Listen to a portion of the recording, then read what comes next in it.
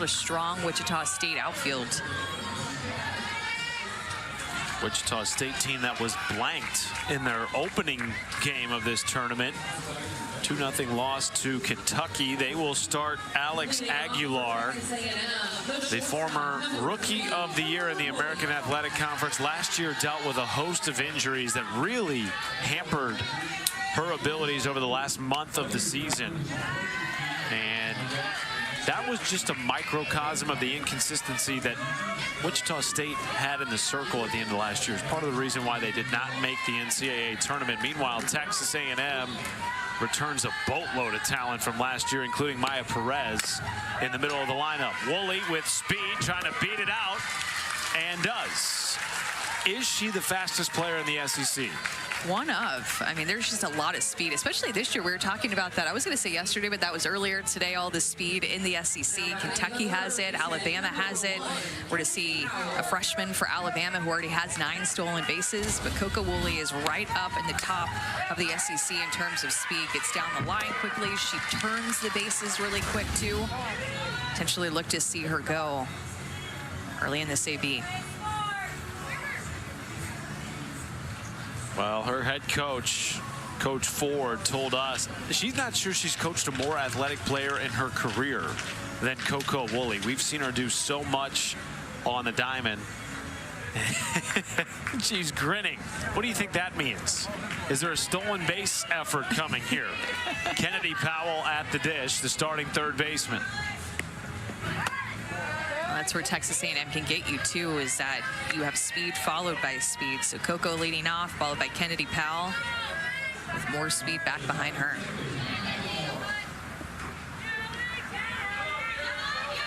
It's an Aggies team that completely outperformed expectations a year ago.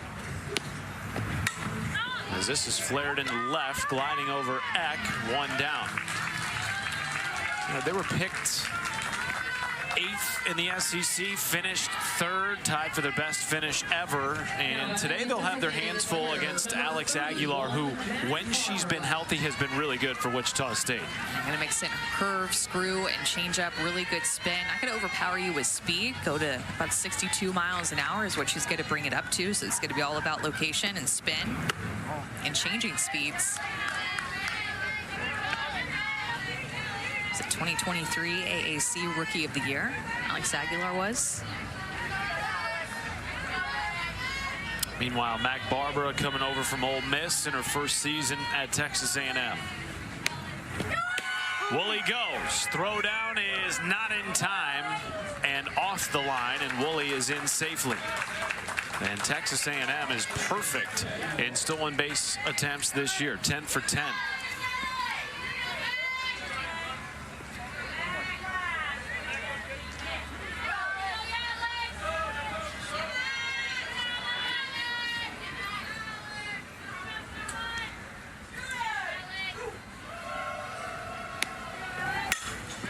Barbara is down for a base hit. Here comes Woolley. The throw home is not in time.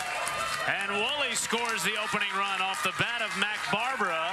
And it's a 1-0 lead for Texas A&M. Yeah, that's what you want to do in this tournament, especially in your first game. You want to come out and score early, immediately put pressure on the other team. Look at how far outside that pitch was, but Mac Barbara is so strong. She has such good extension, able to drop it out in left field, and Coco Woolley, with her speed, knows that that's going to fall, easily scores from second base. Well, Barbara, the back-to-back Mountain West Player of the Year, set program records there in nearly every offensive category. They are thrilled to have her in the 3 spot at Texas A&M this year. And she passes the bat to Maya Perez. Well, Maya Perez is going to be such a big part of their offense to protect Mac Barbara. You have to have somebody who's going to hit behind Mac Barbara who can make you throw to her more often. Or if you're going to pitch around her, then they're going to step up and have her back. And these 3 and 4 hitters in the lineup for A&M had 22 RBIs opening weekend combined. So Mac Barbara and then Maya Perez stepping up in a big way to drive in runs.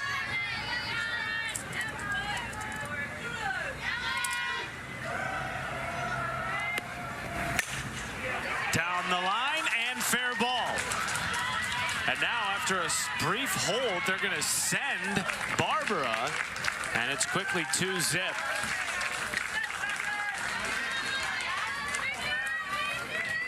Originally, the stop sign was on for Barbara. Yeah, it was. And Maya Perez taking this outside pitch again, just like Mac Barber, driving it the other way. Again, the pitch is a couple of balls off the plate, but good extension, it falls. But because of this bobble right here, Mac Barbara is able to score. If there's no bobble, she was going to get held up at third base, but Jeff Harger sent her as soon as he saw it. They did get Perez trying to stretch it for 2, so there are 2 outs. But 2 quick runs for Texas A&M. More RBIs in that 3 and 4 spot. A&M. And now Allie Enright. And how about Maya Perez? Huh? 9 RBI all last season for Maya Perez in her freshman year. And she already has 10 this season in not even 7 games. Primarily used off the bench last year, pinch hitting. But now as a sophomore stepping into a starting role.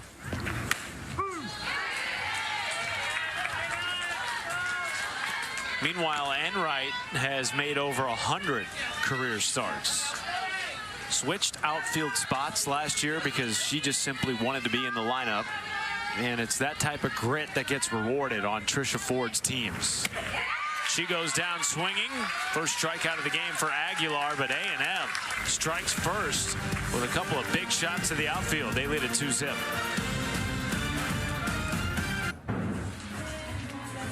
Well, Sydney Lessentine made her debut as a Texas A&M Aggie a week ago, and she did pretty well. Complete game shutout after transferring over from New Mexico. Yeah, and that was the closest game, too, that A&M played all weekend. Just won that game 1-0. So, you know, she pitched with a lot of pressure in that game, only gave up 2 hits through the complete game. The freshman with a lot of potential for A&M, adding to a deeper pitching staff this season behind Emily Kennedy. She will face Ellie Eck at the top of the lineup. Well, we mentioned it at the top of the show, but this is a Wichita State team that scored 37 runs in their first 5 games. They were blanked in the loss to Kentucky earlier on this morning. And it wasn't a game without opportunity. They went 0 for 4 with runners in scoring position, and Amanda, they only got hits from the top 3 in their order, none else. Ellie Eck being a big part of that, of course, a transfer from Stanford with World Series experience, coming right over and leading off this order.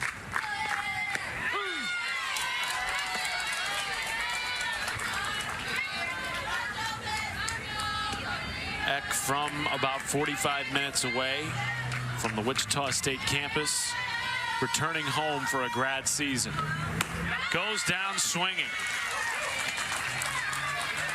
Yeah, and Sydney Lessentine is just really smooth. So she's going to mix in a changeup and a rise and a curveball, but she's just really smooth. A great spin, decent velocity, gets Ellie Eck to chase that rise ball well out of the zone. And that rise ball has such true spin, gets a lot of swings and misses. Her changeup helps set it up. Line drive into right, 1 pitch, 1 out, and there are 2 down as Epperson came up swinging. Now batting the right fielder, number 28, Lauren Lucas. And now Lauren Lucas. Back for her senior year after missing all of her junior year. When healthy, one of the best hitters in the American Athletic Conference. I sure love what she brings to this lineup when she steps in the box. I mean, her confidence, you could just feel it all the way up here in the press box with the confidence she has in the box right now. She was a 3rd-team All-American 2 years ago in 2023, a season in which she helped Wichita State get to their 3rd straight NCAA tournament appearance. 16 doubles she hit. It's a doubles machine. Hit 364, 16 doubles, had 7 triples, and 62 RBI the year before she got hurt.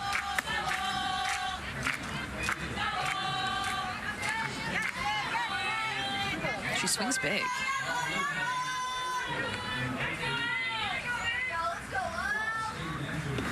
Now those 62 RBI, second most in program history, behind only her former teammate Addison Barnard, who has finally graduated. And so Wichita State missing that bat in their lineup this year, as well as CeCe Wong, who used to lead off for the Shockers. 3-1 up the middle, and that extends the inning. 2-out base knock for Lauren Lucas.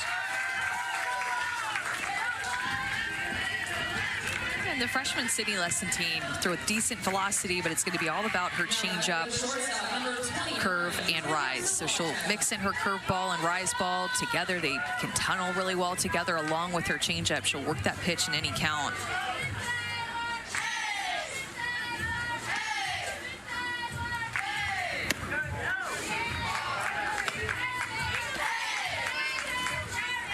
I think this is going to be a good test for her. This Wichita State team has a good offense, and you know, when you think about college programs across the country, you start to associate pitching or defense or hitting with different programs from their history. And with Wichita State, I mean, I instantly think about offense when I think of their program and why they're in games and why they're notorious, and you see them in the leaderboards nationally, and it's because of their home run prowess that they have hit for many years, and not they get to put up the home run numbers this year that they have in years past, where they're putting up triple-digit home runs. But they can still swing it. Well, to your point, that year that they made the NCAA tournament last in 2023, they hit 122 home runs. That's a lot. That is so many home runs. But a lot of those home runs have since graduated. I mean, 378 home runs of the last 5 seasons. That's why you associate Wichita State with offense, because in the past it's been a huge part of their game, a huge part of why they've made the tournament, why they made noise. Part of why they were so feared in regional rounds by Power 4 teams, because they knew there are Power 4 quality players up and down Christy Bredbenner's lineup. And with one swing of the bat can change the dynamic of the game.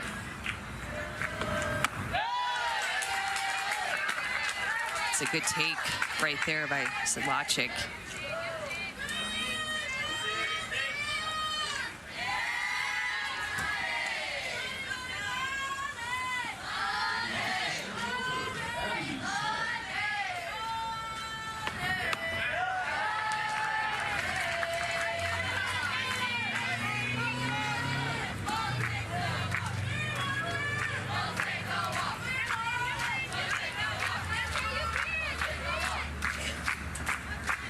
Two to Sedlacek.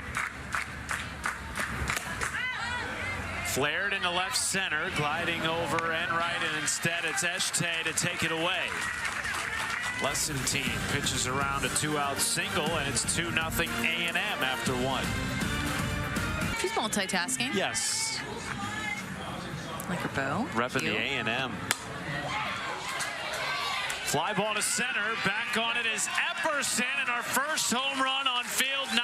KK DeMent going dead center. 3-zip Aggies.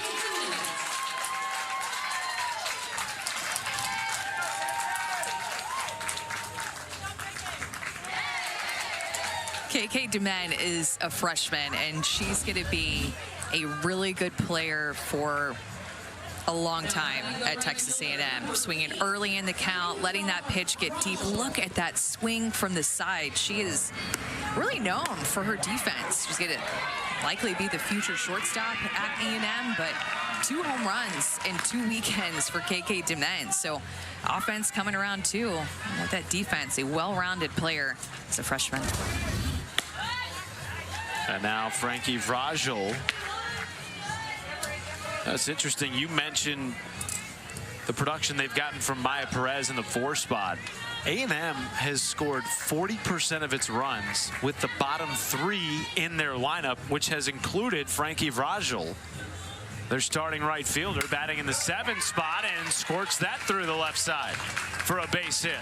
Well, it's all about taking advantage of your opportunities, right? At any age, at any time. And Rajal, she had a chance last weekend to get a few starts because of an injury, and all of a sudden she's out there and she's just unstoppable at the plate. You could put her anywhere on defense, and offensively she can slap, she can hit for a little power. Really, she can do it all, and she is the definition of taking advantage of the opportunities that have already been given to her early. Bunt drop down from third. Nelson makes the play. Vrajal over to second on the sack by Coleman.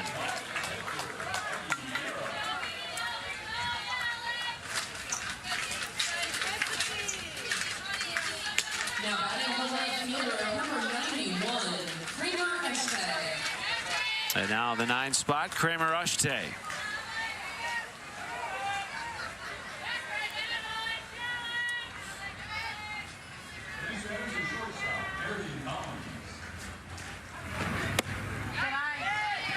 You know, I think it's worth pointing out, Matt, a lot of the pitchers that we've seen on our fields, it's not plural, but field today, here at Field 9, have been smaller statured pitchers. I mean, Alex Aguilar is only 5'5". We saw a couple of pitchers for Virginia, 5'4", 5'3". I feel like there's just such a idea right now of young girls wanting to get recruited that to be a Division I pitcher or college pitcher that you have to be tall, you have to throw 70, and all of these pitchers are proving them wrong. I mean, Alex Aguilar will vary her speed really between 58 and 62.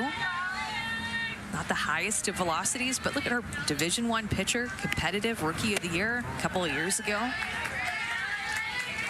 And I think it's important for young pitchers who are watching this game to see that, because oftentimes maybe they don't want to pitch, or their parents are like, well, you're not going to be tall because we're not tall, so we're not going to let you be a pitcher even if you want to be. And that's just not the case. To play this sport, to be a pitcher, you really can be any size.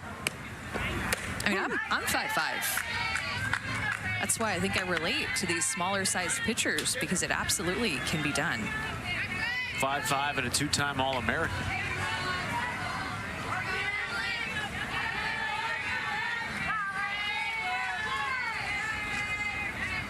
Three-one Ushte catches the outside corner for Aguilar.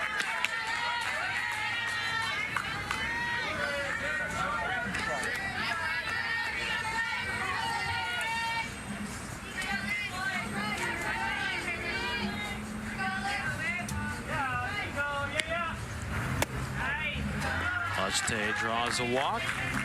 Let's take a look at today's Keys to the Game, brought to you by Shriners Children's Hospital. For A&M, it's a start fast in the opening weekend. They fell behind in a couple of games and had to claw their way back in later innings, and so already doing that in this game. And for Wichita State, clean infield defense. With the speed that Texas A&M has, they have to play clean defensively on the dirt and make quick plays. And think about how this game started. With an infield single. Thank you. Runner tags, and the ball gets away from Nelson, so both runners will advance on the fly ball out by Coco Woolley.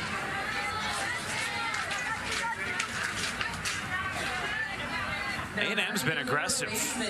We saw infield single by Coco Woolley to start. Mac Barbara with a single scoring Woolley. Now it's Kennedy Powell's turn with 2 on and 2 out, and already a 3-0 lead. Well, the other staggering offensive stat for A&M that just pops out, we talked about their 3 and 4 hitters driving in 22 runs last weekend, but their 9, 1, and 2 in the order scored 22 runs in opening weekend. So 22 RBIs from their 3 and 4 hitters. It's a nice change up there by Aguilar. 9, 1, and 2 with the speed and high on base percentage, finding a way to get on and score.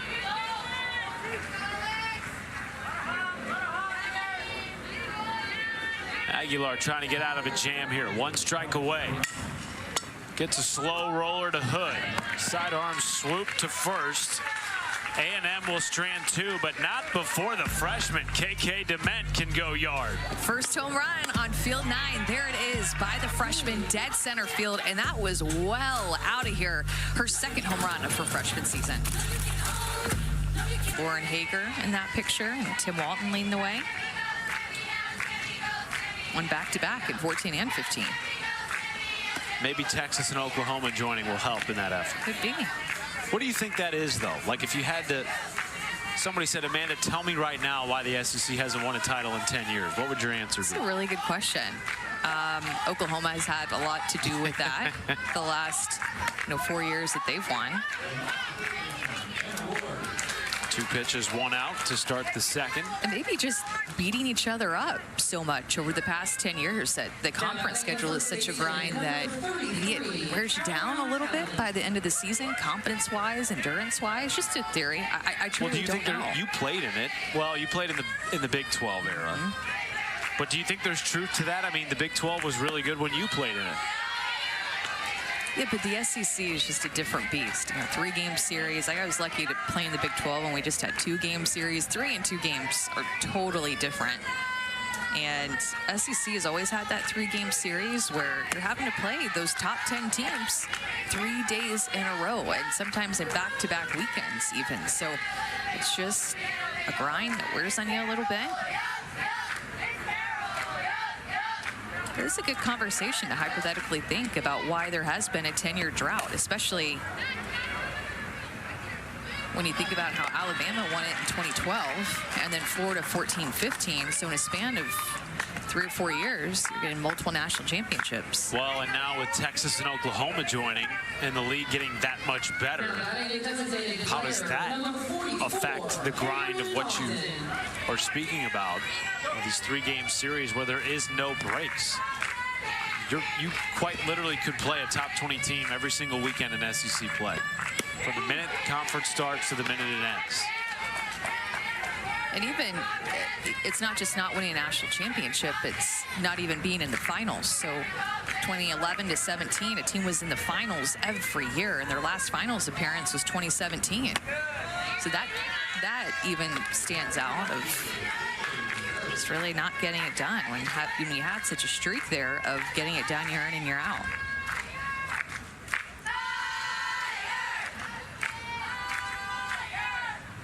I'd love to ask these coaches their theories on that, because it's a question that we talk to them a lot. It's a question that I haven't ever asked them. Why do you think it's been 10 years since there's been a national championship by an SEC team? I'd love to hear some theories. One of those that's kind of fun to kick around a little bit. Strike 2 to Cameron Compton. Lessentine has looked sharp yet again. This is her second start of her Texas A&M career. And has her second strikeout to cap off a 1-2-3 second inning. 1 strikeout with her rise, another strikeout with her curve. Went to this pitch more in this inning and clearly feeling comfortable with that pitch. Getting some outs on it, including that final out with the kick. And speaking with Kenny Gajewski, they're going through a bit of a reflection point. Been to the World Series 5 years in a row and have come up short of their goal, Amanda. And he talked to us about the fact that this offseason he looked in the mirror as the head coach and said, what do I need to do to be better for my team? I made it to the World Series so many times in a row with him taking over the program, and just always find themselves top 10, top 5 ranking. Just about that next step. I mean, that's the hardest thing to win, is a national championship. And for them, that truly is what's next in terms of what haven't we done. Right. It's pretty amazing what they have done under Kenny Gajewski. And similarly, Trisha Ford feels like her team's ready to take that next step and get back to the Women's College World Series. I mean, think about how quickly, too, she's gotten them in a position to even be in a conversation to do that just in her 3rd year. Oklahoma State, though, is up there with most World Series appearances without winning a national title. In fact, they have the most, with Nebraska and Tennessee following us behind, but 12 appearances for a national title, putting themselves in the position. You have to get there, right? Line drive to center. Good chase by Epperson. And 2 away. Well, the question was posed to Kenny, how do you take the next step as a program? How do you have to evolve to get that title? And I thought his answer was very interesting. He said, I don't think it's about an evolution. I think it's about when we get to the biggest stage, just being ourselves. And you, of all people, know how hard that is. Having watched your Aggies play in a Women's College World Series when you were hurt as a senior. Yeah, we finished second that year, and just you have to have a lot of luck in the postseason. You really do. Obviously, you have to have talent. You have to have the team culture piece and chemistry. You have to have a little bit of luck and stay healthy. That's a huge part of it as well. Everything has to go your way. And when you think about winning a national championship, it just is so incredible that Oklahoma has won 4 in a row. I mean, that senior class knew nothing other than winning a national championship in their final game. They never lost their final game. And every other team, that's how you end your season. You lose your final game. Imagine that. Never did it. There's something mythical about that. I know. They graduated. No more Jada Coleman, Tiare Jennings, Sabrito. Kelly Maxwell was only there for a year, but she's gone. Kenzie Hansen. I mean, the list goes on and on for the starters who were there for 4 years and huge impact players and leaders for that OU team that won back-to-back to back-to-back.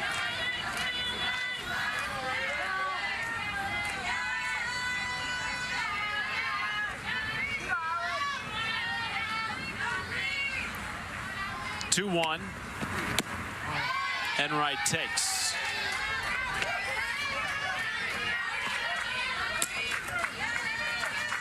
Be big for Alex Aguilar in this Wichita State defense to have a 3-up, 3-down inning.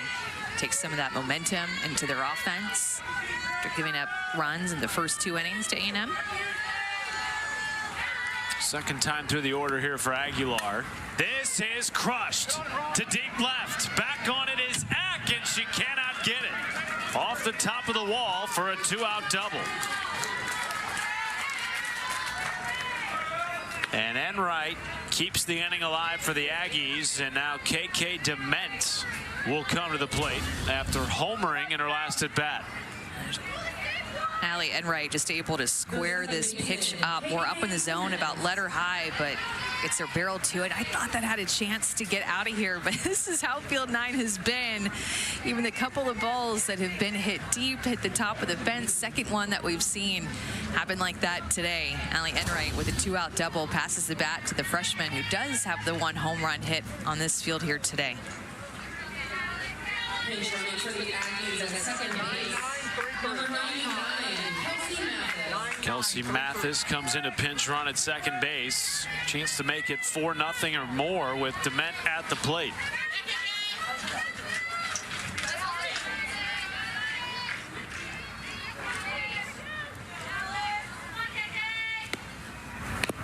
Well, A&M lost a lot of their offense last year. When you look at the amount of home runs that they lost, 75% of their home runs were lost to graduation, 65% of their RBIs. And so the question mark coming in this year for A&M is how are they going to replace that? How are they going to be able to manufacture runs? What is their offense going to be like? We knew their pitching staff was going to be deep because they added some arms with a couple of transfer pitchers behind Emily Kennedy, and also 2 freshmen are going to see a lot of time. But what was their offense going to be like?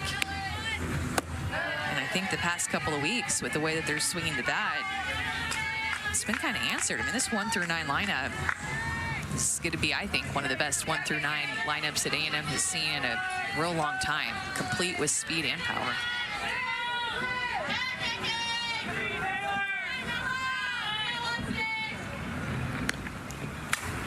Dement flared up the middle, and that will end the inning. So Aguilar doesn't get a 1-2-3, but she doesn't allow a run and holds 3-0.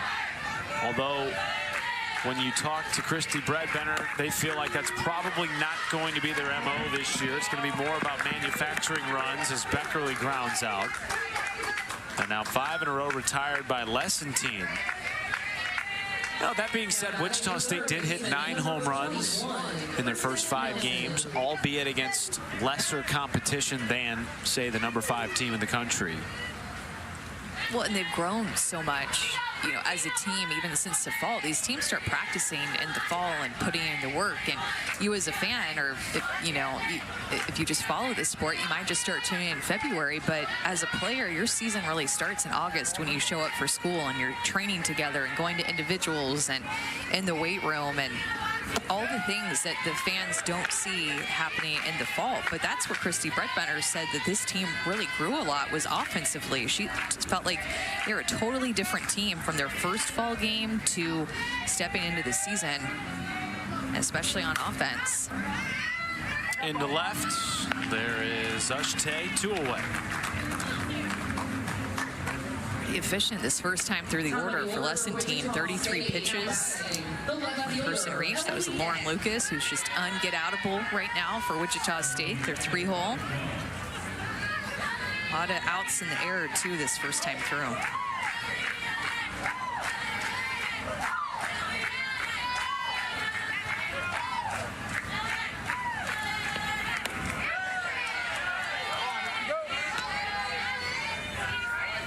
That's the pitch that Trisha Ford said she came in with that is just lights out.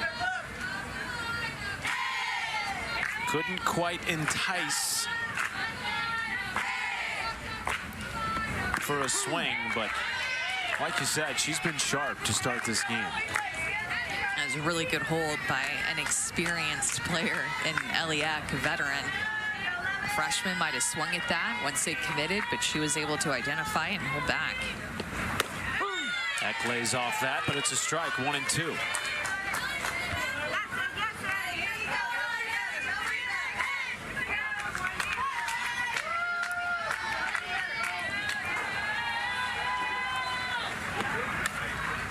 And Lessentine has kind of been a bit of a surprise, right? Like, if you're getting recruited to play at any of these Division I schools, you know that you're talented, but the way that she's shown up in the fall as just really shined from the get-go. I mean, what you see now is pretty much how she came in and just excelled in the fall, just showing off. You knew, though, that you were going to have 2 transfers, and Sydney Peters coming over from Washington and Grace Sparks coming from Ole Miss to make this pitching staff deeper. But I don't think you were expecting a freshman like Lessentine to come in and make such an immediate impact with this staff, to give you even more depth than you thought you were going to have with the transfers. Gets the roller to short, and another 1-2-3 inning for the 2024 New Mexico Gatorade Player of the Year. We'll talk to our head coach, Trisha Ford, when we come back in Clearwater. Trip.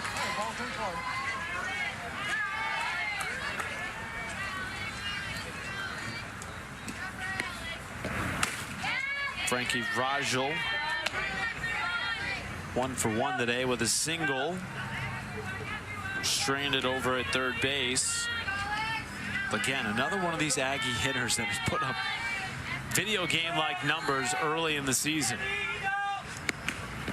But I like the way that Coach Ford talked about Lessentine, Matt, in the sense of, you know, we knew she had good stuff, but to come out and do it as a freshman in-game with more pressure and just have that consistency is what stands out to Lessentine. So when we talk about maybe a surprise of Lessentine, it's knowing what she had talent-wise, but it's a surprise to come out and see her just so composed for a freshman from opening weekend or even competing in the fall. It's nerve-wracking to join a new team as a freshman, one that you know is going to be a top 10 team that has high expectations, and just to stay calm and poised all throughout the fall and entering the season tells you a lot about her mental game and where she's at. One of 9 true freshmen on this Aggies roster that brought in 14 newcomers. They returned a decent core from last year, but you talked about it earlier, the percentages of home runs that left and runs batted in and runs scored. You do bring back KK Woolley at the top, or Coco Woolley, I beg your pardon, at the top of the lineup. and a few other players, Maya Perez stepping into a bigger role. But you're also relying, as we've seen with KK Dement, her home run, Sydney Lessentine in the circle, Frankie Vrajel. You're relying on freshmen in key spots. That's not easy to do as a top 5 team with a target on your back and playing in the best league in college softball. 2-2 to Vrajel. Is a base knock, and she is aboard for the second time tonight. She just is an on-base machine in a lot of different ways. Vrajel keeping her feet still on this one and swinging away. I've been really impressed with the left-handed hitters for A&M being able to take advantage of these outside pitches and just pepper them the other way. We saw Mac Barber do it, Maya Perez, and now Vrajel, same thing.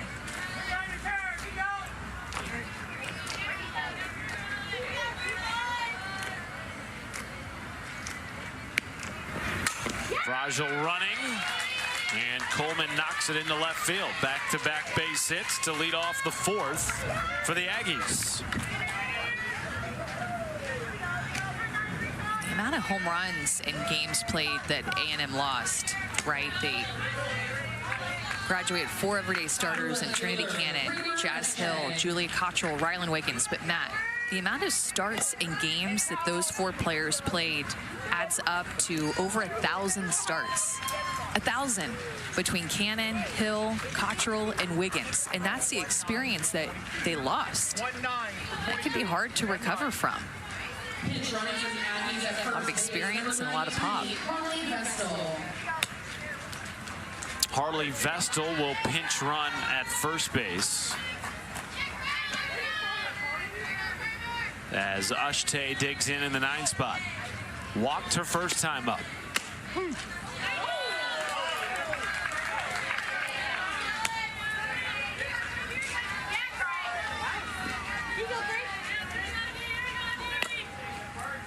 Aggies come into the tournament 6-0. They have put up runs in really 5 of those 6 games. The lone game that was really close and low scoring was the 1-0 win over Abilene Christian, in which Lessentine went the distance, posting a shutout in her first career start.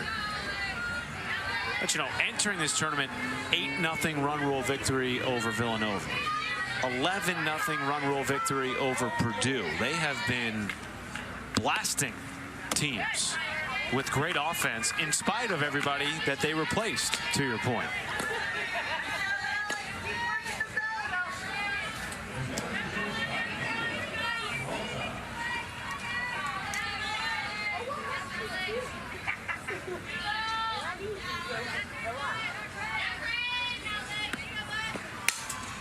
Ushte lifts the 2-1 in the left. Back on it, Eck makes the play. Runners will tag into third, and it gets away from Nelson.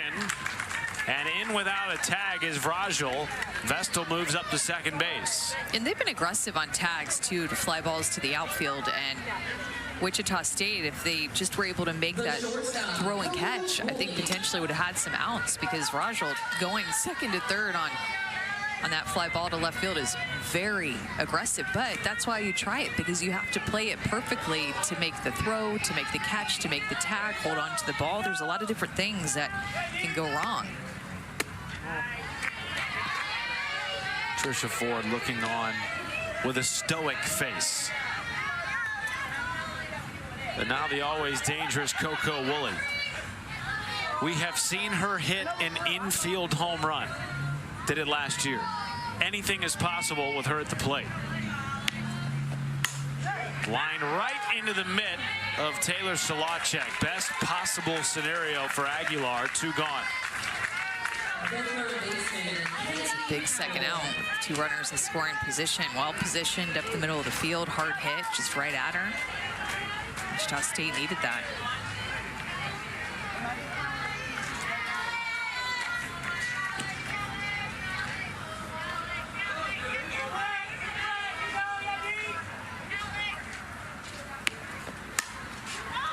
Into the gap in right center, giving chase, and making the catch on the run is Epperson.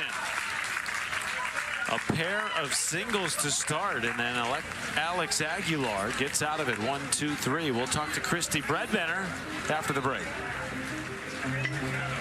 Coach and fans to get excited, get back into the game if the team themselves are not going to get excited about those little things. So let's see how they react here in the bottom of the 4th inning, if they're going to pick it up in the dugout and celebrate all the success they might have. One down on the fly out by Epperson.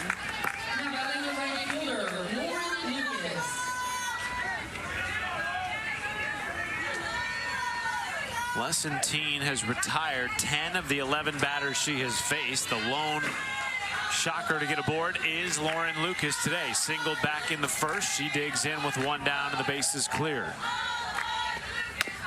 Excuse me, swing, charging in Dement, and could not get the play in time. And there's some cheers from the Wichita State side. Isn't Lauren Lucas just so fun to watch play, step into the box? I mean, even an infield single brings some juice, brings some noise because of her hustle getting down the line to beat out an infield single. And watching her all day, I mean, I'm sure Coach Breadbenner is thinking when she's talking to the team down there, like, Lauren Lucas, this is not directed at you. Everybody else, we need you to pick it up, because Lauren Lucas has brought it. But she's the type of player, and I get it, who's going to take that even more personally. She's going to even step up her game even more, even though she's been great, because she's that type of player that takes everything to heart and wants to be her best. Solacek coming up ripping down on the count 0-2.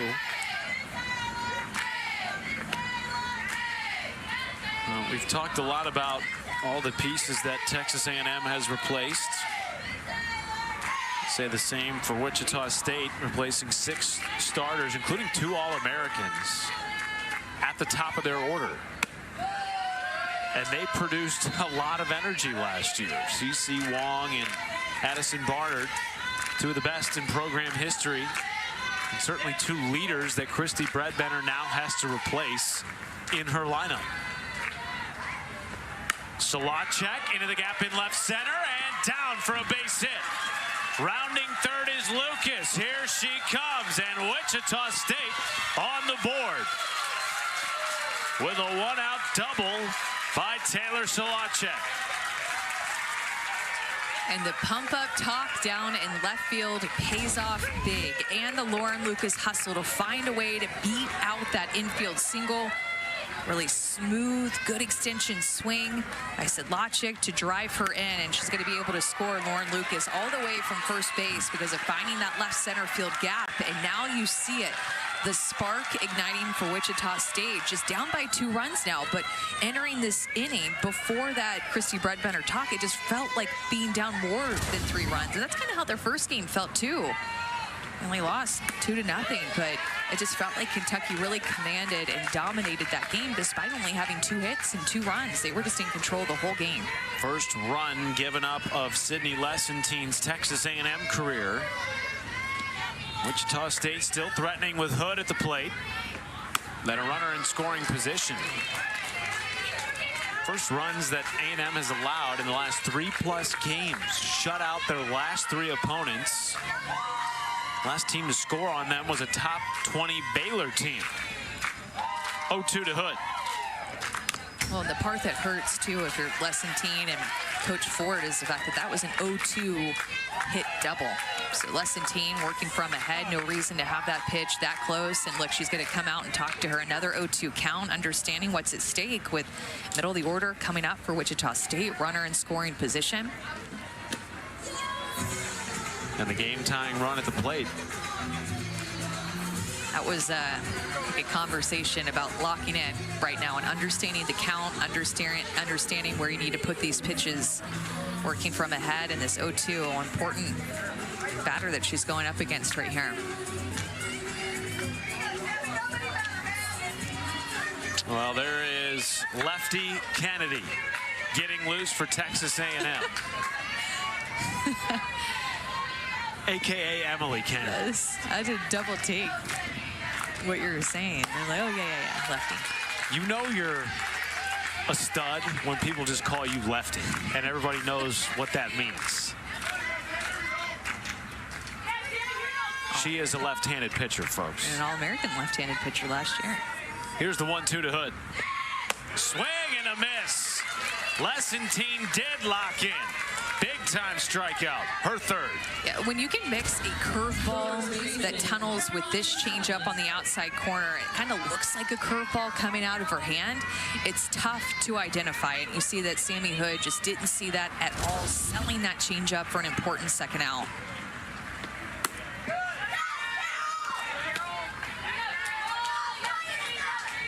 Both coaches in this inning calling together some huddles or having some conversations, and both of them up to this point paying off. Game within the game, right? That's right.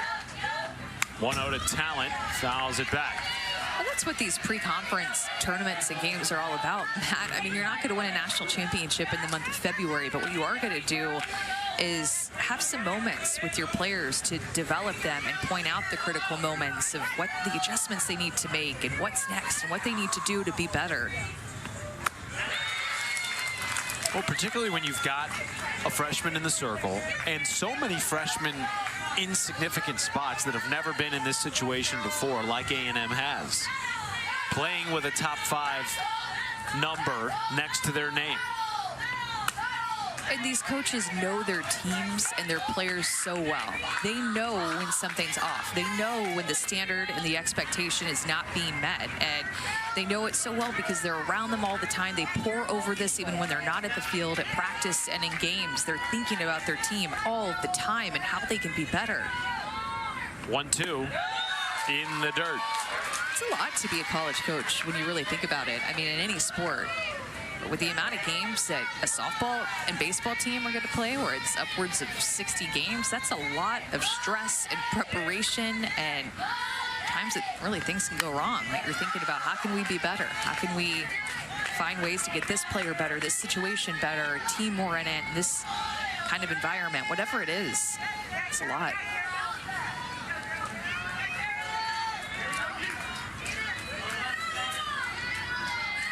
Tying run at the plate, 2-2, 2 out. Lessentine's pitch on the way.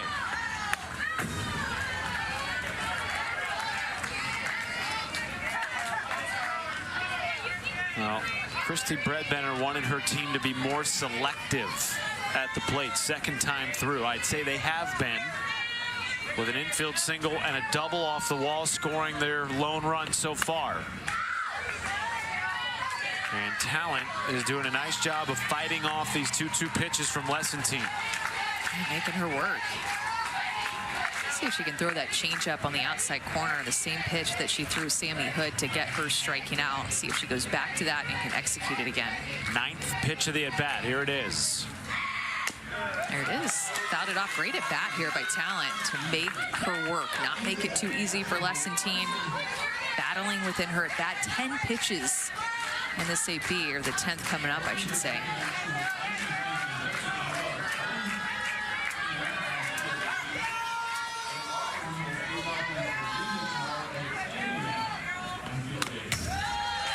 What a battle here. 11 make.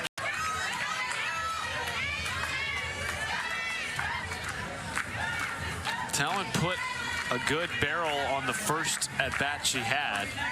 Sent it into center field. Base hit here, probably scores Solacek. Flared right side, playable for Perez in foul territory. And on the 11th pitch of the at-bat, Lessentine gets out of it. But Coach Bredbender firing up her team before this half inning. They respond with their first run of the game and cut into the deficit, down 2 after 4. The 5th here at Eddie C. Moore Field, 9 at the Clearwater Invitational. Matt Schumacher, Amanda Scarborough with you. Game 3 of 12 on this field. Wichita State trying to avenge a shutout defeat at the hands of Kentucky earlier on today. Top 5 for A&M in the middle of their lineup with Mac Barbara at the dish. Mac Barbara has been a great replacement of really the power that Trinity Cannon had in the lineup. Trinity Cannon hit 19 home runs, 63 RBIs last year.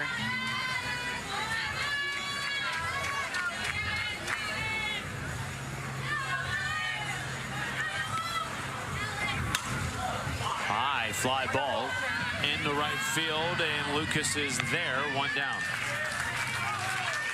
Well, when you look at the middle of this lineup for A&M, it starts with Barbara in 3 spot. Okay, she's new, coming over from San Diego State. Maya Perez, not new, Amanda, but new to this role, right? As the starting first baseman and cleanup hitter, when last year primarily used off the bench. And then Allie Enright starting in center field. She was a starter last year. Not nearly as relied upon as she will be this year, though, to drive in runs. Maya Perez, 9 RBI all of last season in 31 games, already 10, and hitting over 400 in 7 games so far this season. But isn't that the mark of a strong program, where you can not only add pieces like a Mac Barber, 2-time Mountain West Player of the Year, but you can also develop players like Maya Perez, who, when she's called upon, steps into that role and fills it seamlessly. Right, and it really started in the Super Regional for Maya Perez when Texas A&M went to Austin. It was 1 seed versus a 16 seed. Boy, that was on a rope, but right at Epperson, 2 away. She hit that hard. And I think overall, Matt, that Super Regional gave a lot of these players in this program a lot of confidence. I mean, they won game 1 against the #1 seed. They were a game away, and I think in that second game, innings away from being able to make it or have a chance to make it to the World Series. Texas ended up winning game 2 and game 3 to go on to the Women's College World Series and compete in the finals, falling short to Oklahoma. But this A&M team beat them in Super's 1 game.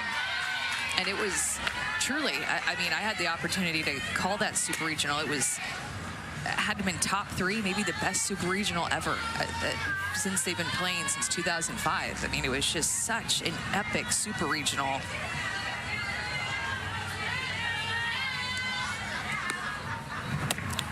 Mike Griffin, our director, concurs with your assessment. Well, to your point, you had a front row seat to A&M being this close. I mean, we're talking razor thin away from what would have been a huge upset. Taking down Texas at Texas. All 3 games were 1-run games. 1-1 end right. So, Amanda, when you're that close, when you come into the next year, certainly you got to feel like, hey, we've been knocking on the door. Now it's our time. You feel like that's what's at stake for the year. That's, in your mind, that's where you're headed. There's no other option. Like, we've been this close. We almost did it. So entering the season, that's it. There's no other answer in your mind for what the goal is. You know what the goal is, even if it's something that you just don't talk about, but you know exactly where you want to be come the end of May.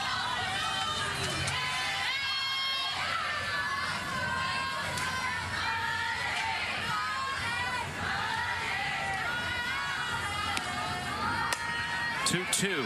Flared right side. Coming on is Lucas in a 1-2-3 inning for Aguilar, who is now set down 6 in a row. Wichita State down 2. Texas A&M and Wichita State. Time now for our game track, brought to you by Evo Shield. Sydney Lessentine, 4 innings pitched, 3 strikeouts, no walks. Did allow the first run of her Texas A&M career. Last inning, maybe thanks in part to the pep talk by Christy Breadbenter. Brought her team out to left field, if you're just joining us, before the last half inning. Told us her team's been flat. They came out firing. And now A&M going to the pen. Emily Kennedy in the bottom of the 5th. Well, in that pep talk and them scoring and just having a little different fire in their belly is why you're seeing Emily Kennedy enter this game. 3-0 on the season so far on the watch list for Player of the Year entering the season. Senior, very experienced, and honestly a lot of respect for Wichita State to bring her into this game and replace the freshman. And it goes to show the respect that Trisha Ford has for Christy Breadbenter and this Wichita State program to want to bring in your ace and try to shut the door on this game. In the right. Vrajel puts it away. And the thing about Emily Kennedy is that she throws with good velocity from the left-hand side, and she can go both up and down and side to side. She can give you all the different looks: rise ball, curve ball, screw, drop, mixing in more of her changeup this year. Something that she worked on in the off-season. So she comes from that left-handed side and throws 70 miles an hour, and there's just not very many pitchers who do what she does. Last year, you and I had Texas A&M late. You told me she's a legit SEC Player of the Year type of candidate. That was last year. This is this year as we get a look at her scouting report. It's hard because of the talent of pitching in the SEC. She's right up there in the tops of pitchers in the whole nation, not just the SEC. Had the opportunity to do the AUSL draft a couple of weeks ago for the new Pro League, and they're going to have a college draft as well, where 3 college players will be drafted to each team later on this season. And I'd be willing to say that Emily Kennedy is going to be the #1 overall pick based on the value that she brings as a left-handed pitcher who adds depth and a different look to a pitching staff that those teams just drafted in the allocation draft. Becker lead to short. Woolley on the first, quickly 2 down. Well, it's interesting you say that, because given how successful she was last year, given all the accolades coming into this year, Tricia Ford told us you never would have known with how hard she worked in the offseason, looking for ways to improve and maybe going past that first level. Last year motivated her. This offseason was doing metabolic testing, dialed in her sleep, dialed in her nutrition. That's how hungry she is to improve, to help her team get to the Women's College World Series. Well, and we've been talking all day, Matt, about using a complete pitching staff, right? And Emily Kennedy threw 24 complete games last season, which you just don't see that number anymore because of how often pitchers, or pitching coaches, I should say, are utilizing their full staff to have a starter, to have a reliever, to have a closer. But last year, Emily Kennedy threw 24 complete games, had 10 shutouts. That's good enough for 3rd in the nation. And a sub-2 ERA through over 200 innings. And gets a strikeout. 1, 2, 3 for lefty Kennedy. The ball just gets on you in a hurry because of her length, her power, and really just her determination in her senior year to make it the best. Maybe you at home could play catch with me. It sounds like Amanda Scarborough is not going to. That's all right. I take no offense. I'm busy. I just looked at my schedule. We're having a great 3rd game, though. Wichita State rebounding well. They were blanked in their loss to Kentucky. And they are getting a good performance here from Alex Aguilar. 3rd time through the lineup, Amanda, and it seems like she's settling in even more, though the Aggies have seen her now 2 and 3 times. Yeah, well, when you're watching her, she just continues to compete. To me, it's like there's nothing that is phasing her in the circle. Runners getting on, gave up a home run, and she just has this next pitch mindset that is moving on. Dement flies out to left. That's 7 straight retired by Aguilar. Last year dealing with just a nagging injury. Really good mindset this year, Coach Brett Benner said about her, and I think that you can see it. She said that she's really looking the best and feeling the best that she's looked in a long time. And you can see that, and it's not easy to give up 3 runs early and just continue to want to stay in it, want to have the ball in your hand still, want to figure out a way to get outs, and that's what we've seen from her, to still put up some zeros after giving up 3 runs in the 1st and 2nd inning. Maybe she'll play catch with me. Little cool down session. What do you think? Yeah, she won't. I want to see you pitch, though. It's really what we want. I don't think you want to see me pitch. We'll teach you. I would love to learn. The array of pitches that these young ladies have in their arsenal is mind-boggling to me. I mean, you're talking about 5, 6, some of them have 7 pitches, multiple kinds of curveballs, rise, drop, with crazy, almost a foot difference between their rise and their drop. How you hit that, to me, is remarkable. 43 feet away, and by the time you release it, you're probably at 35 feet. And we talked about her size earlier being just 5'5", and I think that you can really see the difference when you have Emily Kennedy now on one side and Alex Aguilar on the other side. She's 5'5", right-handed. Emily Kennedy 6'1", or over 6 foot, whatever it is that she is, and left-handed. So all different sizes can play this position and have success. Look at her go, continuing to get outs. 8 in a row now for Aguilar. And I think Coach Brett Benner is going to love the way that Alex Aguilar competed today. Even Chloe Barber in that first game maybe didn't have her best stuff, but still competed in the circle for Wichita State earlier today against Kentucky. And I think Lauren Lucas is an obvious standout to me today, too, from this team. We've gotten a chance to see both of the games, and I think that the pitchers have competed their tails off. And Lauren Lucas has as well.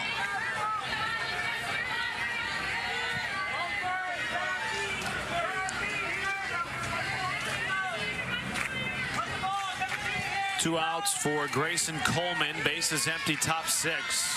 A&M clinging to a 2-run lead. And on the other hand, if you're Tricia Ford and the A&M coaching staff, you're a little disappointed in your team that you've not continued to put the runs on the board against her, where you came out, scored the first 2 innings, and it's just been quiet since then.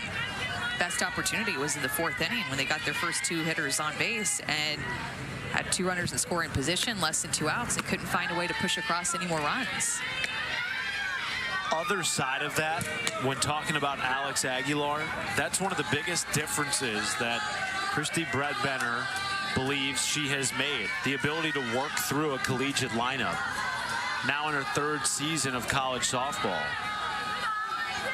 And we talked about it. When healthy, she is going to be one of the best pitchers in the American Conference for sure.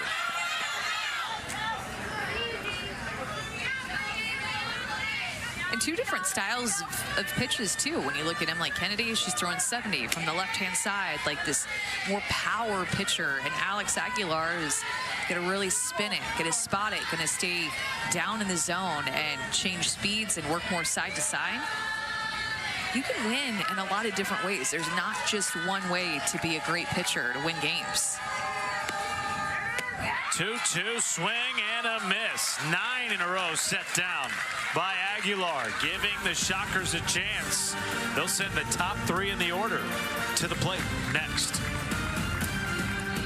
40 years. That's what Emily Kennedy did. So some of the top pitchers are right here in this tournament. Pickens and Jordy Ball and Nyjah Kennedy, all bringing a little something different.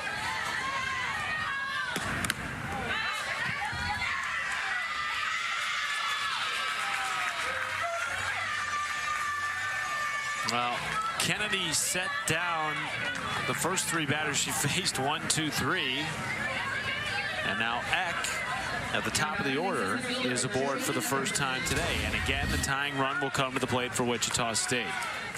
Maybe her swing made contact with Coleman's glove. Catch interference there. Interference, yeah.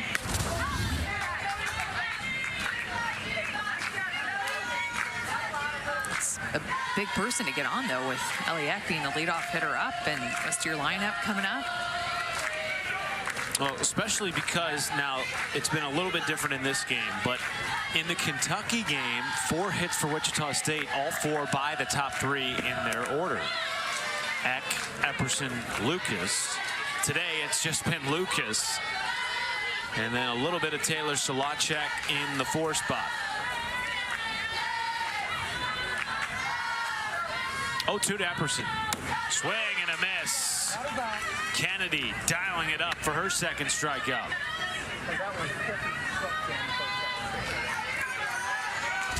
And at the end of the day, Emily Kennedy can move the ball down like this with her drop ball, getting that chase by Jody Epperson. Working ahead in the count against her, going right at her. And working quickly. First pitch strike to Lauren Lucas, who twice today has reached on singles. It's a big AB right here. Represents the tying run for the Shockers. Look at that good swing. I love watching Lauren Lucas swing. So smooth, more of a level swing, going to be more of a doubles hitter. Obviously has good speed, beat out an infield single earlier on. 0-2.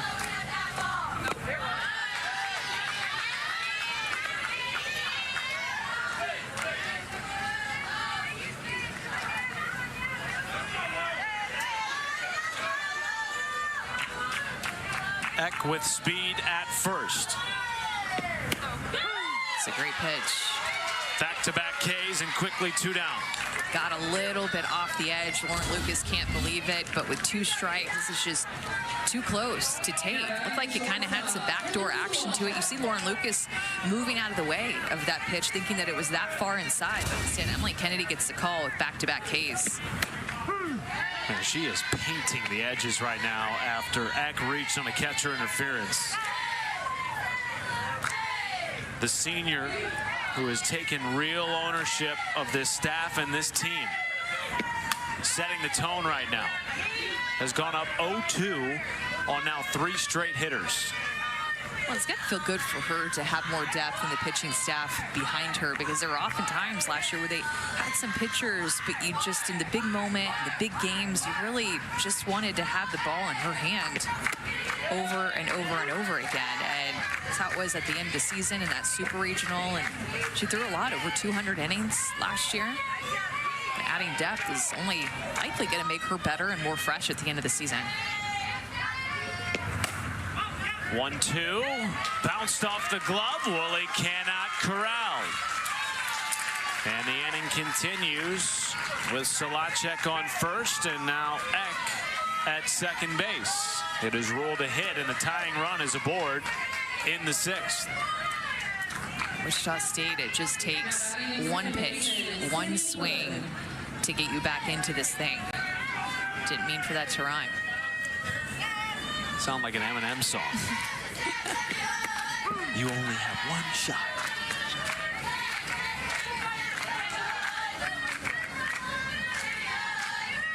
Sammy Hood does have that type of pop in her bat. Has homered once this year already.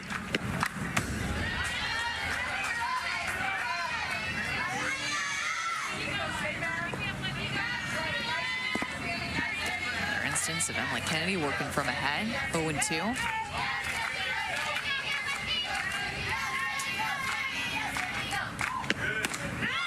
Oh, Kennedy wanted that. It's a great spot. Even better take, though, by Sammy Hood to take that pitch to get to this pitch.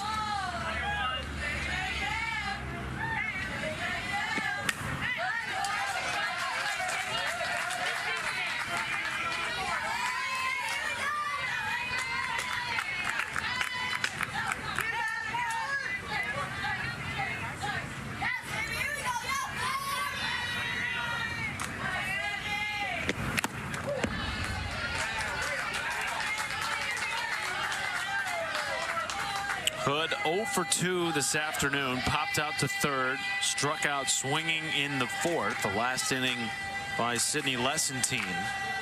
It has been Kennedy ever since. Lone hit she allowed, that last infield single off the glove of Woolley. 1-2, 2 on, 2 out. Another good take by Sammy Hood, this time on a off-speed pitch. That pitch that Emily Kennedy has been working on in the offseason. Well-executed pitch, but just another good take by Sammy Hood.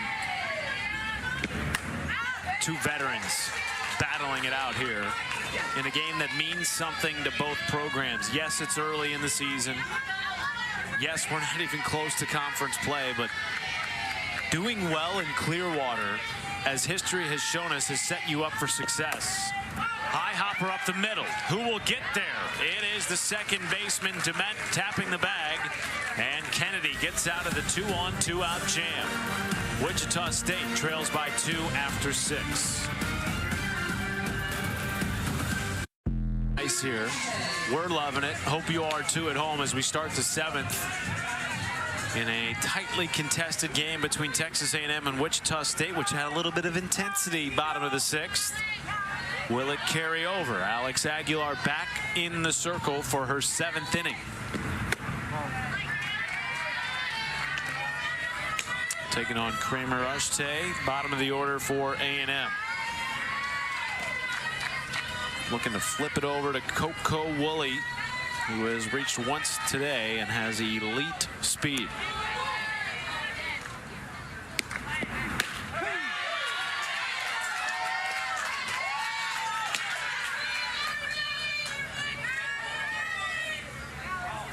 That one of the keys for Wichita State coming into this game was to play clean infield defense, and with the amount of balls that have been hit in the air, that really hasn't even been a factor in this game. A lot of fly ball outs off the bat of A&M. In fact, just looking quickly at my scorebook, I think only one out on the ground. I mean, besides a sacrifice bunt, I just see 1-4-3 put out back in the second inning. All the rest of the outs have been in the air. So when you have speed, like with Eshte and Woolley and Powell, don't have a chance to put pressure on a defense when the ball is in the air as much. But they can hit for power too, but another strikeout. 2 strikeouts in a row for Alex Aguilar. And the third of the day. It's a little curveball. Good spot, just freezes Eshte. 4th time Coco Woolley will face Aguilar in this game. 1 down and the base is empty. All 4 infield spots crowded. Woolley drops down the bunt, charging in from first, and no play to be made by Caroline Talent. Well, look, Matt, this is what I mean. When the 2 times that Coco Woolley has put the ball on the ground, what's happened? She had an infield single in her first at bat, and now another infield single via a drag bunt in her second at bat.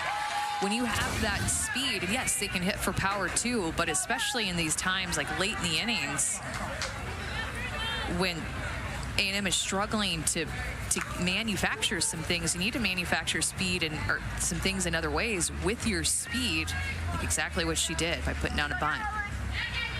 That looked so effortless. Oh yeah. Kennedy Powell is going to try a bunt single and fouls it back. Aguilar has now faced 28 batters and thrown 18 first pitch strikes. Outside of that first couple of innings in which she allowed 3 runs, she has dictated the count. And thus the at-bats that Texas A&M has put together against her. I mean, just think about it. That 3rd time through the order, A&M didn't reach 1 time. That's how good she was. The last time that somebody had reached before that Coco Woolley bunt was Grayson Coleman all the way back in the 4th inning.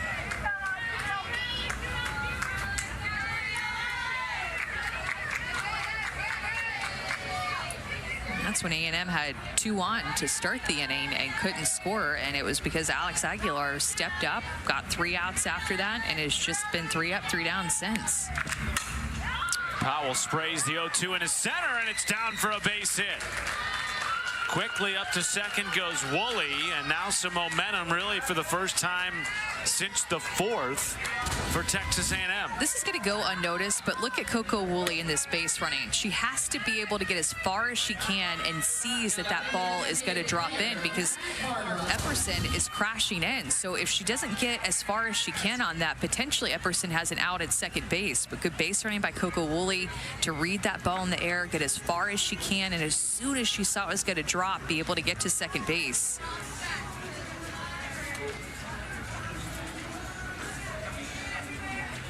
Visit to the circle here by Courtney Oliver Elkins. Really a pivotal moment in this game with Mac Barbara and Maya Perez coming up in this inning. And no action in the pen for Wichita State. So just having a conversation with understanding the moment. Look, this is who's coming up. This is what we've done with them before. This is how we want to get them out now. And understanding the moment that you're down by 2 runs and you have a couple of hitters who could change that really quickly, but you'd much rather be down by 2 than 4 or 5 runs going into the bottom of the 7th inning. Wichita State will have Talent, Compton, and Beckerly do out that 6, 7, and 8 in their order. But first things first, Aguilar and her defense need 2 outs. With 2 on and the 3-hole hitter Barbara at the plate. Has already singled and driven in a run today.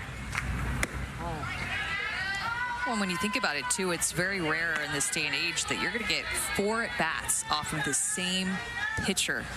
Talk about the use of staffs, and oftentimes you're going to see a hitter has to go up against a different pitcher at each one of their at-bats. That's just how a pitching staff is going to be used in these games. So 4th at-bat now off of Alex Aguilar, and it's going to be up to these hitters to make some adjustments off of her.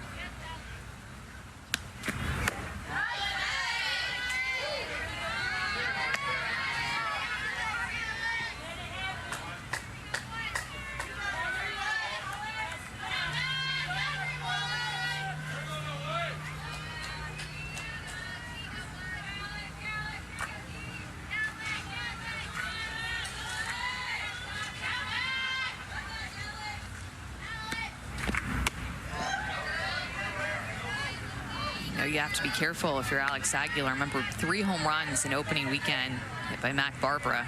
Already, somehow, it's just the 7th game of the season, but she's already had 11 opportunities with runners in scoring position. 7 for 11 wrists already with 3 home runs. Ahead in the count, 3-0. Strike 1.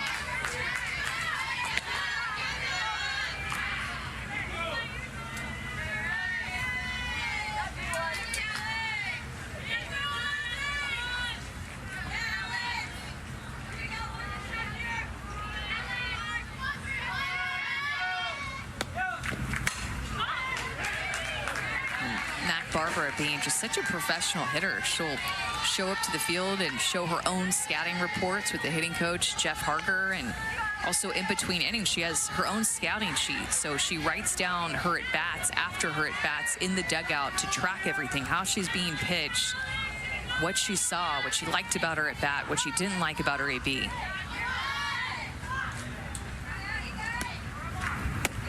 Draws a walk, and the bases are loaded for A&M in the 7th.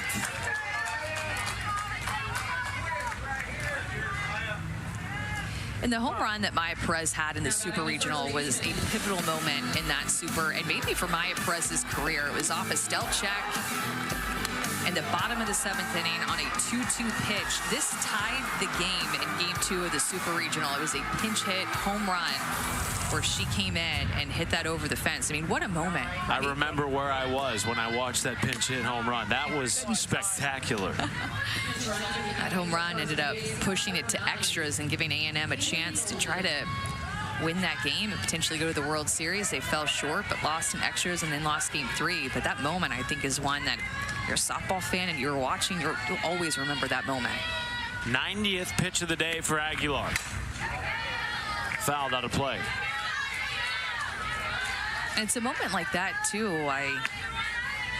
It can affect your career, your confidence. She wasn't an everyday starter last year. She played in 7 games. This year, she's, had an at-bat in 31 games. This year, she's already started in 7 games and penciled in right there into that cleanup spot. This is how she can swing the bat. Lines this into left center. Back on it. Epperson. It's off the wall. Woolley is in. Powell scores. They will send to third. A&M has opened up the lead in the top of the 7th on a bases clearing double by Maya Perez. Trisha Ford says that Maya Perez has been an excellent hitter at every level that she has competed at. And look at this beautiful left-handed swing. Barrels it up. That it may have had a chance to get out of here, but it stays in. Another 3 RBI for Maya Perez. This continues to step up as Haley Golden scores all the way from first base. 1-5 for 3-1. 1-5. And that will do it for Alex Aguilar. A valiant effort trying to go the distance for her Wichita State team. So tough facing A&M 4 times through the order. We'll talk to you about the pitching change on the other side of the break here in Clearwater. Well, the freshman from Miami, Oklahoma, Erica Schertz, coming in a tough spot. A&M just putting up a 3-piece on a bases clearing double by Maya Perez. Erica Schertz, the freshman, getting some time here. Coach Bredner calls her the dark horse. Has some sick stuff. Really turned a corner this fall with consistency. Redshirt freshman, I should say. Second base, number 21, Scout Lovell. Meanwhile, Scout Lovell comes in to pinch run for Maya Perez. Still only one out. Allie Enright due up, and then KK DeMent, who's already homered in this game for A&M. And man, if you're Wichita State here, you are hanging on by a thread. Texas A&M, a very potent offense. We've seen that through their first 5 games, coming into the tournament undefeated.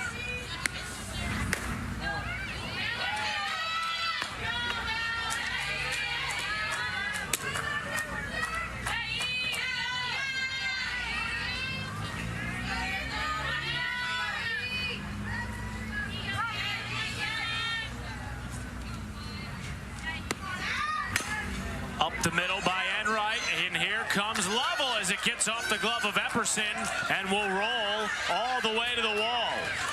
Enright trotting up to third, and A&M leads it 7-1.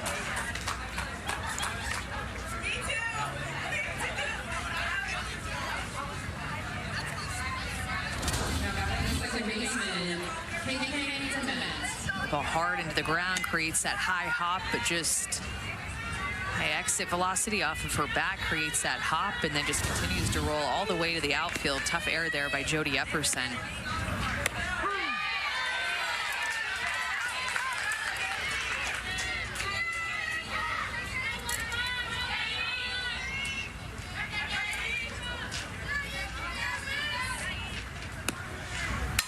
DeMent into left field, and Enright will score from third. Crooked inning here by Texas A&M after Trisha Ford gathered up her offense before they came to the plate in the top of the 7th.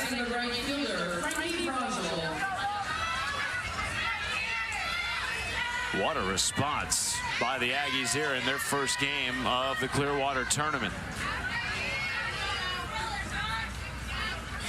5 runs now in the 7th. Well, it's no surprise to me that it started with Coco Woolley using her speed to put pressure with the ball that was put on the ground to get on base, and that just has ignited everybody else underneath her. That's what was missing for those kind of middle innings when they weren't scoring. Some good swings, right, that were well hit balls to the outfield, but just needing that spark of speed of somebody to break through and mix up those 3 up, 3 down innings.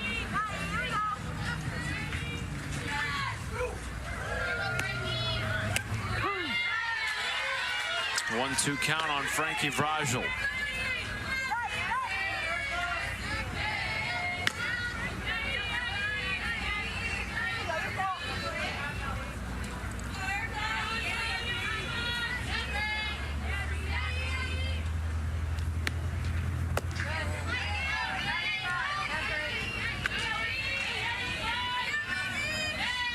Now A&M has scored at least 8 runs in 3 straight games. Offense has been on full display so far this year for the Aggies. Looking to make it a 7-0 start. Caught at third, 2 down.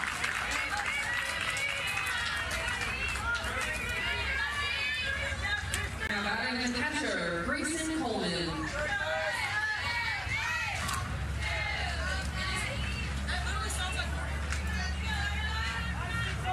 Grayson Coleman is the 9th batter to come to the plate in this inning for A&M.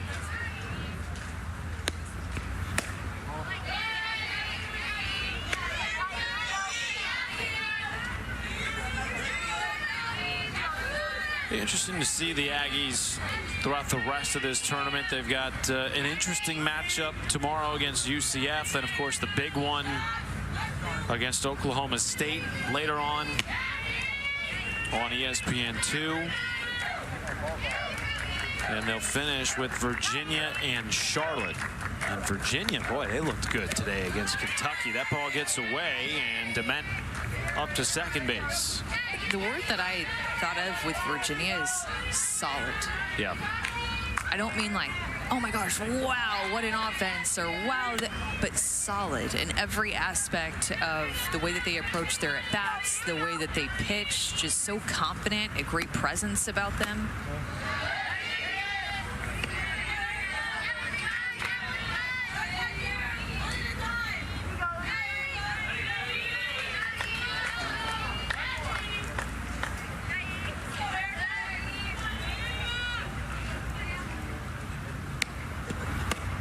Well, we talked about it in that Virginia win over Kentucky, their first top 25 victory of the season. They aren't sneaking up on anybody this year. So when you talk to Joanna Hardin, their 9th-year head coach, that requires a different level of focus and intent going into games. Certainly they'll need that when they take on an A&M team that has been a buzzsaw to start the year. With Virginia's pitching and the A&M offense, that could be a really good, fun matchup. Auburn's off to a great start. They beat Clemson this afternoon. It's a 6-0 start for an Auburn team with a new coaching staff with Chris Malveaux as Grayson Coleman walks. They beat Clemson 6-3. Now the Aggies have batted around in the 7th. Kramer Ushte struck out earlier in this inning. She gets another crack at it here with the runners at the corners and 2 down.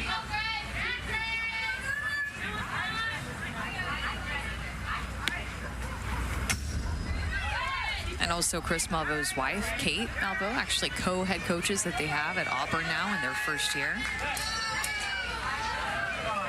What's your biggest storyline from day one? I know you're seeing only part of the field, right? Because we're on field 9 the whole day, but anything come to mind for you? I think the way that FSU's offense just attacked the day in the first game, that seems like a while ago now, but I think that they're always a team to watch, but a team to follow in this tournament to see if that offense can keep doing what they're doing. 3 home runs that they hit. Florida State beating Missouri by run rule today 9-1. They improved to 6-1 on the year. Only loss to a very good Oklahoma State team who was also in the field here at the Clearwater Invitational this week. Well, and A&M will go to Tallahassee next weekend and play FSU in Southeastern Louisiana. That's the tournament team that we saw in regionals in Tuscaloosa last year. They're solid. Almost beat LSU last weekend. Southeastern did. That's a fun team. A lot of passion for that program down there. And we felt it last year in Tuscaloosa. Like they became a fan favorite, albeit on the road at Alabama.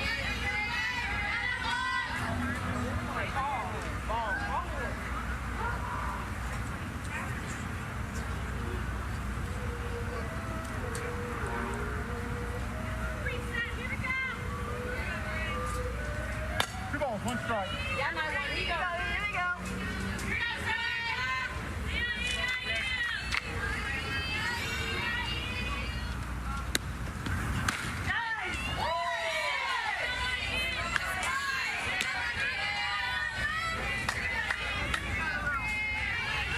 Yeah.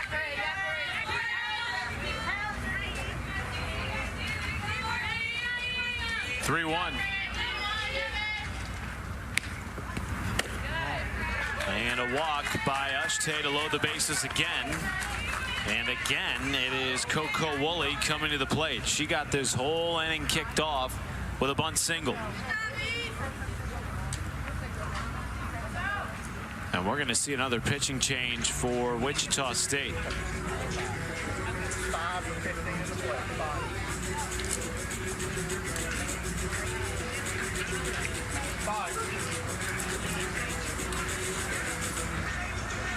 And so it is Ava Sliger coming in as the 3rd pitcher for Christy Bredbender. Freshman, also from Oklahoma. Get some time here to get some work in a huge situation with bases loaded, 2 outs. top of the lineup coming up.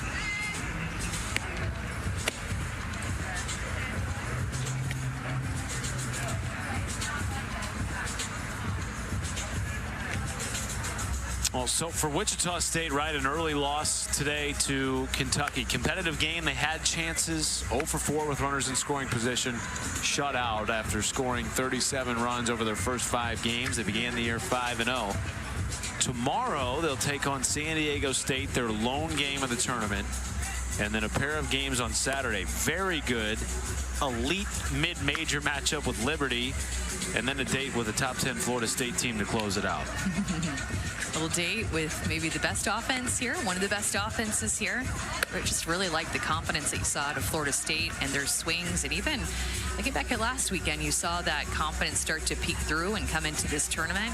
Liberty is just a team that continues to be hungry for more. They're building and building and building a veteran team that returns a lot of experience. That Liberty team was 1 out away from making it to Super Regionals, which is the next step for them, right? To break through, to get to that Super Regional. And they have a lot of talent and a lot of experience. And for A&M, today was their lone game. But tomorrow they'll play UCF. That's a big matchup. Obviously, a date with ESPN2 on ESPN2 with Oklahoma State. That's one that everyone's got circled. A top 10 showdown here at Clearwater. Then they finish with Virginia and Charlotte. We talked already a little bit about facing the great pitching of Virginia. What strikes you, though, about the matchup on ESPN2, 10 a.m. Eastern Saturday?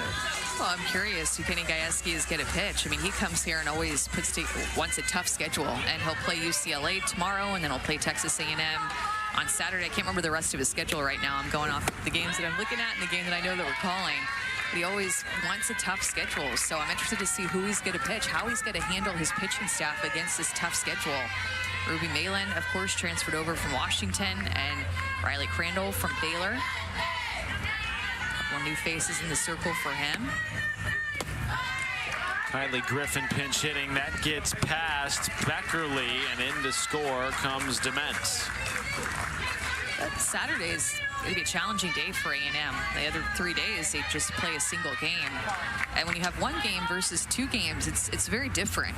The coaching strategy and making pitching changes and keeping your team in it for what can be a long day. I mean, there's a lot of different things that you look at as a coach. You're used to playing in these 3-game series, 1 game a day, but in these tournaments, oftentimes you have 2 games a day. And it's just so different than what it's going to be like in conference. What's your strategy for calling 3 games a day? For calling 3 games? Yes. Okay, so you need snacks, some electrolytes, a variety of different beverages. Sparkling water, Diet Dr. Pepper, regular water, electrolyte water. Just got to have a lot of different fluids. So that's my biggest takeaway from today. I'll carry that into tomorrow as well. Well, we look forward to another strong performance out of you. Maybe an IV hooked up to me with some B12. Wow, that would be impressive. Plenty of room in this booth for all that. 3-2 count to Kylie Griffin. A&M came into this inning leading 3-1 after an intense bottom of the 6th in which Wichita State had the tying run aboard. The Aggies have totally changed the dynamic of this game in a half inning. And think about how this inning started with a looking strikeout. Yes. So it was looking like an intense bottom of the 6th inning where Emily Kennedy wiggled out of a bit of a jam, a 2-run game, and carrying that over to the 7th inning. It was a 2-run game going to the 7th, leadoff strikeout.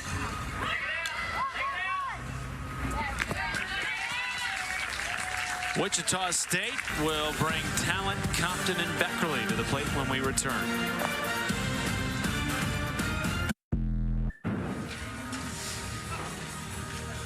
Oh, yeah, that's right. Lefty Kennedy is still pitching for the Aggies. It has been a minute since she was last in the circle. Her team putting up a 6th spot in the top of the 7th. Comfortable cushion for Emily Kennedy in the bottom of the 7th. You know, I laugh because I've heard her called Lefty, right, and Emily Kennedy, but putting Lefty and Kennedy together every time, I'm like, wait, who is, oh, got it. I see what you're doing there. But it sounds like a different name. Yeah. You know? Yeah. Alter ego, Lefty Kennedy. Her in the circle persona. 0-1 is lifted into right. Rajal, one down.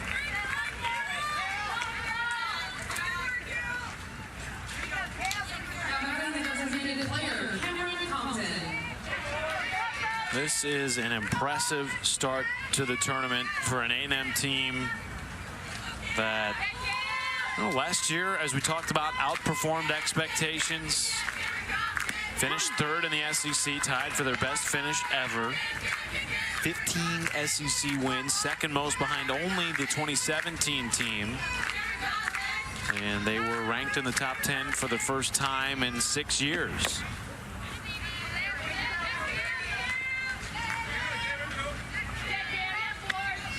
Have not really been tested this year, aside from that 1-0 win over Abilene Christian. Every other game, their offense has put up big numbers. Well, last year they were picked to finish 8th in the SEC, ended up finishing 3rd. And to finish, I feel like in the top half of the SEC is an accomplishment. Nevertheless, the top 3.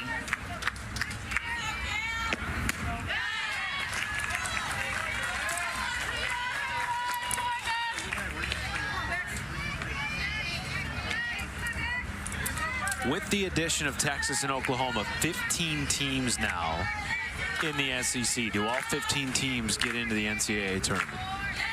Look into your crystal ball. What do you see? My goodness. I was asked this too on a podcast, and I honestly can't remember my answer. Make up a new answer. I'm going to say yes. Wow. Wow. 15. That's how good this conference is. So, to your point, to finish top half, let alone top 3, yeah. What an accomplishment.